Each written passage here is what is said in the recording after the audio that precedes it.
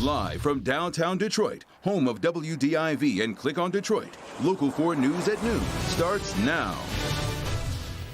And we are keeping our eyes to the skies this noon. Take a look at 4-Live radar. We see a mix of rain and snow, but Brandon is tracking substantial snow that is headed in our direction, and let you know when it gets here.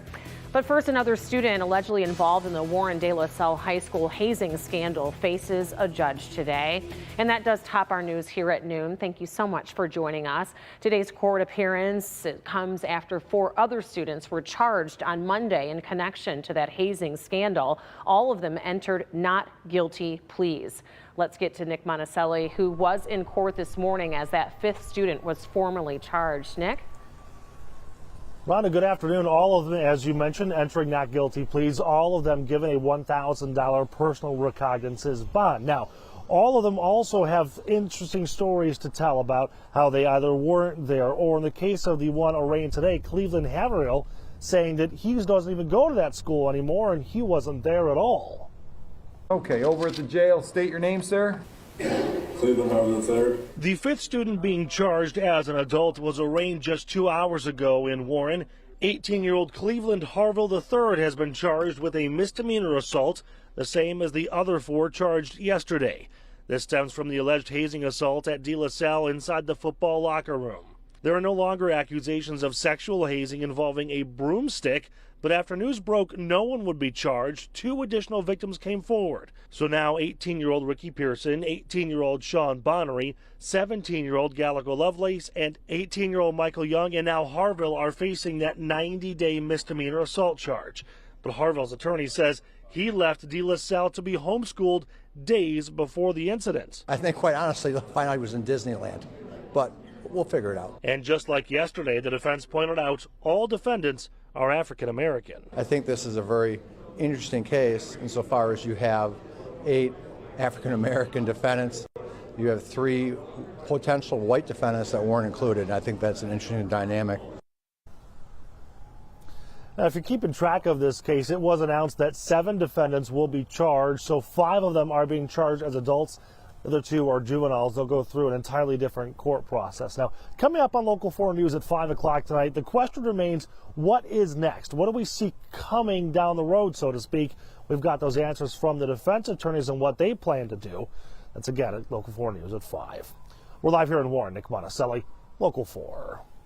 All right, Nick, thank you. We're turning our attention now to the forecast and what will be happening outside in just a few hours as we take a live look at 4-Live radar right now that Brandon has been watching very closely. Looks like kind of a mix between snow and rain right now, but what's coming later? We may get rain first through the late afternoon or evening drive before we switch it over to snow.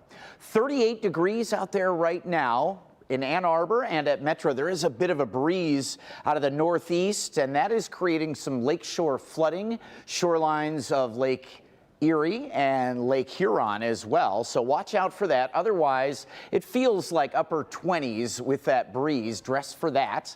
And maybe keep the umbrella handy, especially for, again, late afternoon into the evening hours.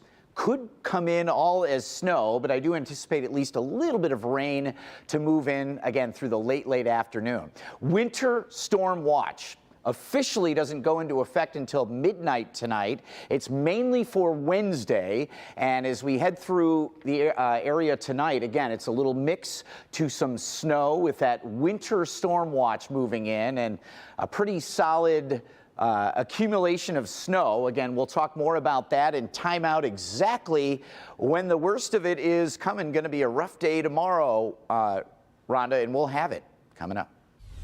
All right, Brandon, we'll see you here in a few. Meantime, we're turning our attention to the coronavirus. Stocks opened slightly higher on Wall Street today as the market claws back some of the ground that it lost in that dramatic sell-off a day earlier. That sell-off prompted by the spread of the coronavirus. Meantime, cases are continuing to climb. 37 countries are now battling the virus.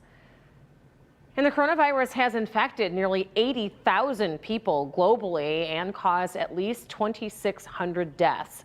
New outbreaks in Asia, Europe, and the Middle East are renewing fears of a coming global pandemic. South Korea has reported almost 900 cases, the second most in the world, next to China.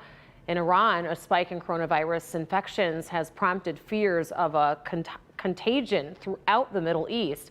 In Italy, officials are struggling to prevent the epidemic from paralyzing the commercial center of Milan. That is where we find Holly Hunter this noon. In South Korea, nearly 1,000 people infected and at least 11 dead. People there growing increasingly afraid. A line for masks just keeps going.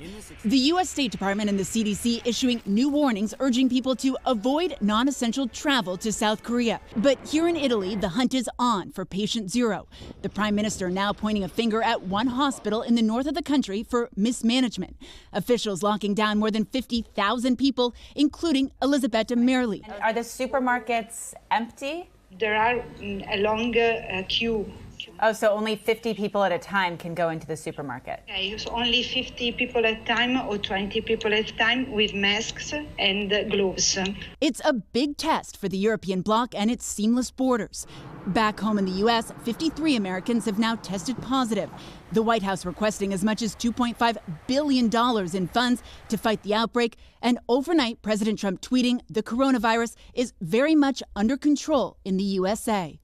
And the World Health Organization is warning the rest of the world to get ready. Nerves are spreading far and wide. This morning, there are reports that a Turkish airline jet was turned away from Iranian airspace. And in the Canary Islands, a really popular vacation spot, especially at this time of year. 1,000 people are quarantined inside a hotel after an Italian doctor tested positive. Molly Hunter, NBC News, Milan. And Molly, thank you for the update. Right now, there are no confirmed cases of the coronavirus here in Michigan. 7 Democratic presidential candidates are going to be taking the stage tonight for a pivotal debate in South Carolina. Many of them say that they will have a new strategy: take down Bernie Sanders. His recent comments about Cuban dictator Fidel Castro drawing criticism from his rivals. Pete Buttigieg says that Sanders' views could be extremely harmful to Democrats' chances of defeating President Trump. But Sanders stands by his statement. You know what? I think teaching people to read and write is a good thing. The truth is the truth. And that's what happened in the first years of the Castro regime. As a Democrat, I don't want to be explaining why our nominee is encouraging people to look on the bright side of the Castro regime when we're going into the election of our lives. Joe Biden may have the most to lose here. The former vice president has staked everything on South Carolina, which he calls, well, he's calling it his firewall. Recent polls show that Biden has some serious competition from Sanders. So what's next for the Democrats? How about another debate? The South Carolina primary will then be on Saturday, February 29th. Super Tuesday is just a few days later on March 3rd next week. Voters from 14 states will be heading to the polls. As for Michigan's primary, it will be on March 10th. President Trump is wrapping up his 2-day visit to India with praise for his host, but with reluctance to comment on a contentious issue with that country. At a meeting earlier today, the president praised the prime minister there and said that the U.S. and India are moving closer to finalizing a major trade deal. The president declined to comment on new citizenship laws in India, which many see as discriminating against Muslims. The president right now is on Air Force One heading back to the United States. While that's happening, closer here to home, Vice President Mike Pence is going to be arriving in Oakland County for the Keep America Great event. The Vice President is going to be giving a speech around 5 o'clock today at the Marriott Hotel in Troy on Big Beaver. The doors open to the public at 3 p.m. if you'd like to attend. Also tonight, Detroit Mayor Mike Duggan is going to be delivering the State of the City address. He is expected to especially outline new plans to make sure that residents of Detroit are benefiting from the city's redevelopment. You can watch it live right here on Local 4 and on clickondetroit.com if you can't get to a TV. That's at 7 p.m. tonight. Still to come, Metro Detroiters line the streets of Hamtramck hoping to get their hands on boxes of those fried dough filled with, well, the donuts, also known as Paczki, jams and custards all stuffed inside. A closer look at the Polish tradition known as Paczki Day next. this, we could have as many as 8 inches of snow on the ground in the next 24 to 48 hours. So that makes this your best friend or your worst enemy. But let's just say you just don't have it in you. You don't want to shovel any more snow. You're done with it. Well, guess what? There's an app for that. I'll show you today at 4 on First at 4.